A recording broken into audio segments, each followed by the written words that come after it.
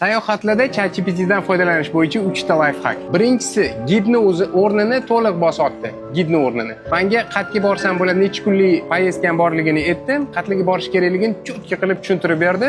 Taksiga qanaqa qilib marshrut tuzaman, qanaqa qilib boraman, hammasini tushuntirib berdi. Bu birinchisi. Ikkinchisi, menga tarjimon kerak bo'lmayapti. Men bular tilida gapirishiladigan eng ko'p 10 tacha so'zni yozib oldim, gaplarni yozib oldim deb, bular o'zini tilida o'sha savollarni bera olmam, bularga приятный bo'lyapti. Keyin uchinchisi, eng zo'ri, men o'zim yeydigan, magazinda oladigan narsalarni hammasini rasmga olib tashlaymanda, halol emas, original emas. Qayerda ishlab chiqaman shu narsalarni so'rayman. Chunki boshqa davlatda boshqa joyda bilasizlar, sizlarga yoqadimi, yo'qmi? Masalan, Red Bull mana shunga o'xshagan narsalar olmanda, juda ko'pi original emas. Lekin original emasligini yoki halol emasligini ChatGPTdan foydalanib bilib olsa, zo'r yordam berar ekan. Foydalaninglar. Faqat sayohatlarda emas, umuman boshqa paytlarda ham shunaqa lifehacklardan foydalanib borish uchun, lifehacklarni yo'qotib qo'ymaslik uchun sahifamga obuna bo'ling.